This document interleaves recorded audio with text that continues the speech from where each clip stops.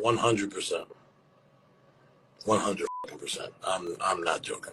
We all know that social media is fake, but I don't think that we realize how fake it can truly be. Fake private jets, rented luxury goods, lifestyles built on credit card debt. These are all things that I have talked about in past videos. But what I'm about to share with you right now kicks that into a whole new level of illusion. Fake influencer hauls. That is right, those insane haul videos you see where they show a whole year's worth of products bought in a single nonchalant shopping spree. Some of those are completely fake. If that blows your mind, you are not alone. That is exactly how I felt when one of you guys actually mentioned the idea of fake influencer hauls in the comments. After I read that, I was like, no, there's no way.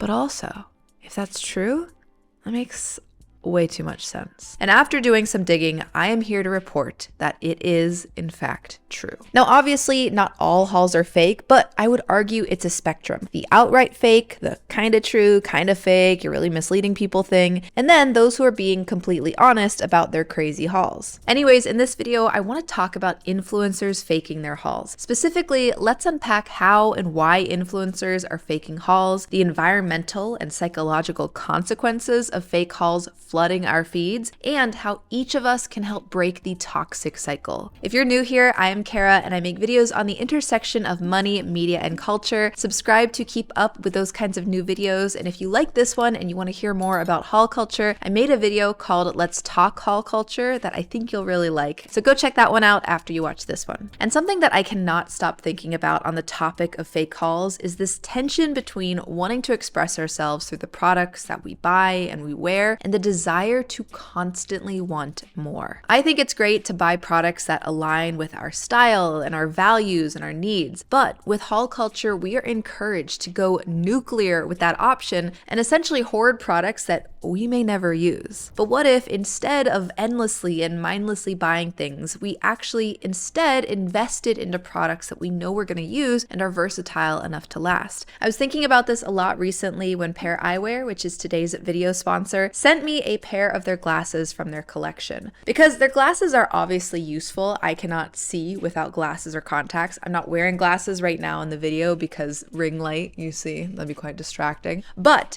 they're obviously useful and they're also so versatile without having to buy a bunch of glasses. Let me explain. So basically, I have this base frame. It's called the Murphy and I have it in black. And then I have 3 top frames that magnetically pop right into my base frame so that I can change out the look. Like now I have some maroon glasses because I think that color looks good on me. Turtle shell because I've always liked the look of that for certain occasions, but never wanted to invest purely in a turtle shell frame. And then this one's my favorite. I've got top frames that are sunglasses. So if I am out at the beach and I don't want to wear contacts, because if you get sand in your eyes and you have contacts on, that hurts. Now, instead, I can just pop on these sunglasses onto my glasses and enjoy not burning my retinas. Genuinely so easy to change out these top frames to the point where I've actually been practicing some cool moves for when I'm feeling dramatic. Oh, what's that? You don't like secret agents? Well then, luckily, I just work as an accountant. I wasn't sure how I would feel about the customizable top frames before I got them, but genuinely, I am sold. These are really comfortable glasses. I think that they are very, very cute,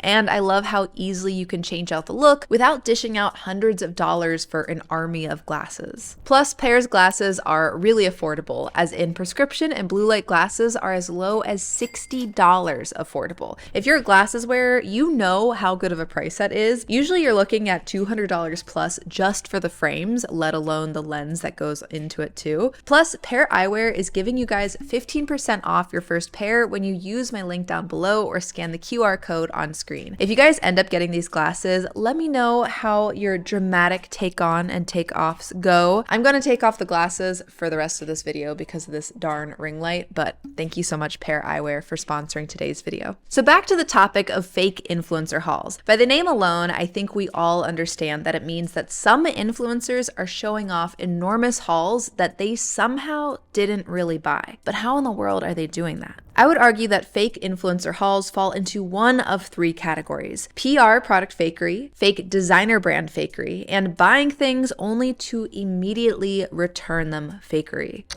The painting is a fake. So PR product fakery has everything to do with the PR packages that influencers receive from brands. I talked about this in my Fake Rich Flexing Influencers Edition video, but influencers, especially those in fashion and beauty niches, are often sent free clothes or products to their PO box, with the brand hoping that maybe the product will get featured in an influencer's upcoming content. This can lead to influencers basically having a nuclear fallout level stockpile of random brand items. I know the mailman hate to see me coming. This is just a week of me collecting packages. Now, a lot of influencers will have videos that are specifically labeled PR hauls or PR unboxing, but it's just as easy to not put that label on the title, to instead show off your new haul of goodies and leave out the fact that you never had to pay for a single thing. It's not evil by any means. I think there are far worse things in the world that you can do, but leaving out the important detail of PR gifts adds to this normalization of overspending and haul culture, something we'll talk about more in the Why Fake Hauls Are Bad for Us section. Now, the second category of fake hauls that I mentioned was fake designer brand fakery, and let me tell you, this topic seems to piss off the luxury items community. It's interesting because it's actually quite hard to find specific examples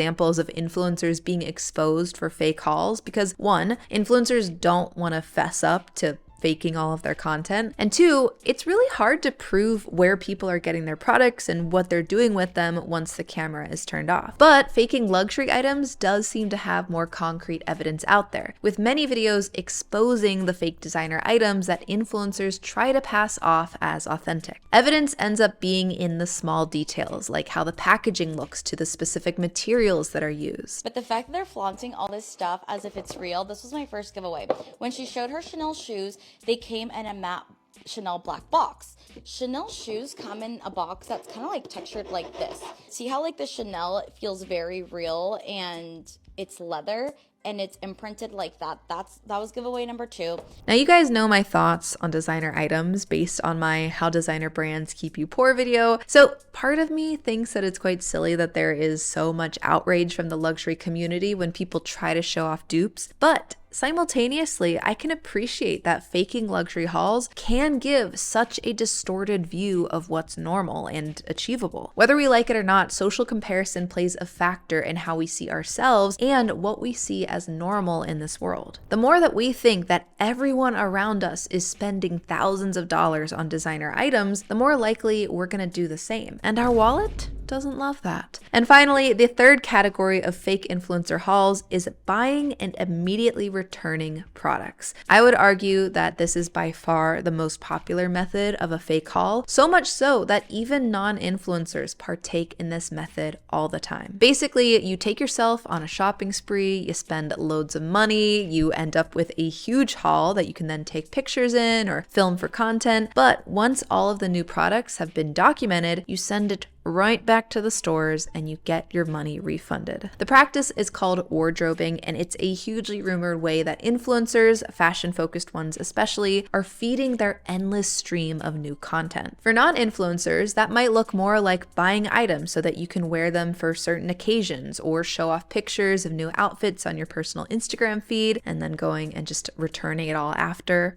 Did anybody else grow up in a wear it and return it family? Like if you needed a purple sweater for a school project, you would go buy it and then you would keep the tag on and wear it and then return it the next day. I mean, think about all of the hauls that you see online, all of the new outfits that you see influencers wearing. These are hundreds, if not thousands of dollars worth of hauls on a regular basis. Some of these hauls are more money than I have spent on clothes in the last decade, let alone some random Tuesday. And absolutely, some people, they just got money. It's a fact of life. Some influencers are making enough by influencing, or they come from rich families, or like I talk about in my Fake Rich Flexing Influencers Edition video, some people are just falling into credit card debt to keep up appearances. But not everyone. For those who can't truly afford the endless haul lifestyle, but they also don't want to sink into debt, wardrobing becomes the path. And at first, it seems a-okay, right? Like, good on them for not getting into crazy debt or hoarding tons of clothes at home. But unfortunately, there are consequences. The return economy is the name for this cycle of customers buying and immediately returning items, and it is a huge problem for brands. According to the National Retail Federation, online returns were a $212.9 billion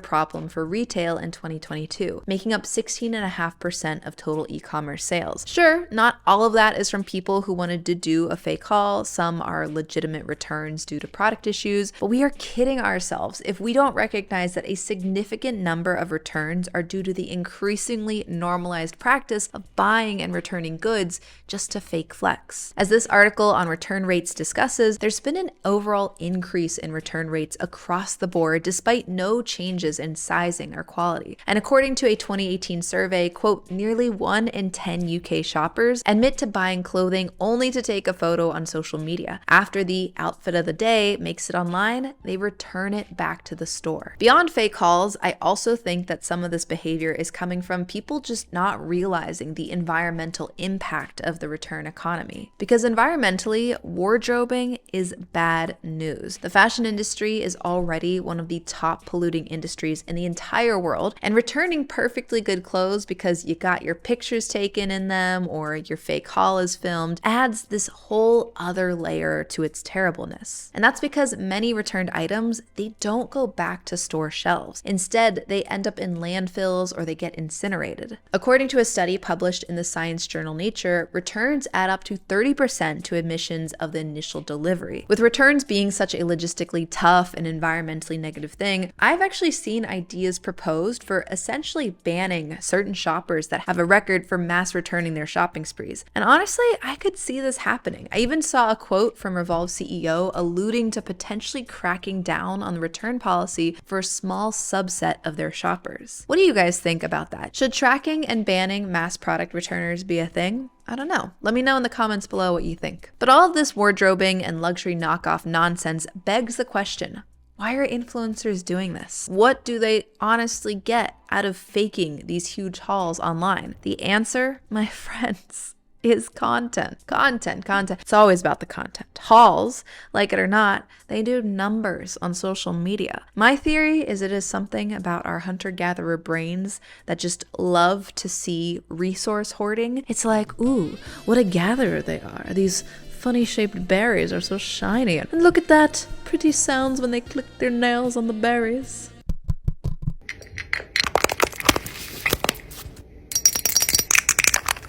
Stop it. Let me tell you, hauls and nail clicking, it's like peanut butter and jelly. But seriously, people love watching hauls, which only encourages influencers to then make them. They're perfect for an influencer's engagement boost. Hauls get clicks, they get views, they get likes, they get comments, and the bigger the haul, the bigger the attention. Not to mention, if you as an influencer cultivate an audience of people who are encouraged to buy excessively, then brands are going to be foaming at the mouth to work with you because they know that if they put a product in front of your audience is more likely to buy their stuff. So the incentive of faking hauls isn't just about more views, it's about more money too. Unfortunately, it makes total sense why influencers would do it. But there are consequences to fake hauls even beyond the environmental toll that we just talked about. Because every view that those fake hauls rack up is another person who could be ingesting that message that they need to keep up this never-ending cycle of consumption. That excessive spending and enormous hauls and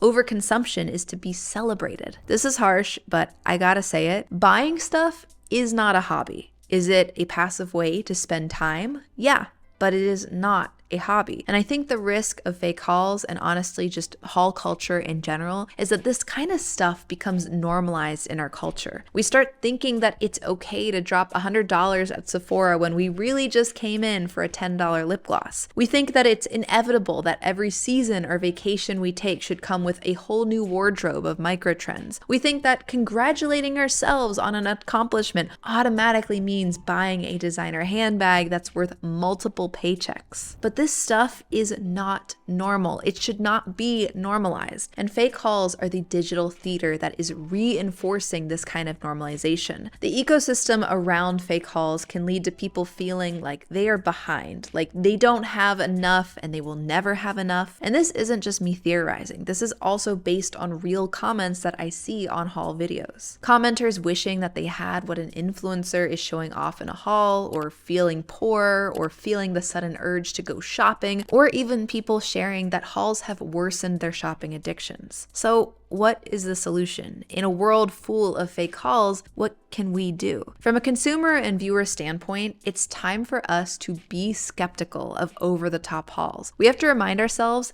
that not everything is real. Honestly, it's probably better just to assume that anything we see on social media is fake, or at the very least, very carefully curated, and to make sure that we don't compare ourselves to the faked and curated digital lives that we are seeing. Spending recklessly, exacerbating climate problems through wardrobing, and feeling inadequate because we're not keeping up is just not fair to our mental or financial health. And from an influencer perspective, I think that it's time for influencers to take responsibility for the messages that their content promotes. Yes, it is incredibly easy and incredibly engaging to create massive haul content, whether it is fake or not. But what are we promoting by doing so? What cultural norms are we creating and reinforcing? Media plays an enormous role in our culture and our behaviors, and I think that it is our responsibility as influencers to promote behaviors that improve our world and the lives of our audiences. But what do you think about all of this? What are your thoughts on fake hauls or just haul culture in general? Let me know your thoughts in the comments down below, and don't forget to check out my video on haul culture if you want to see more about that topic.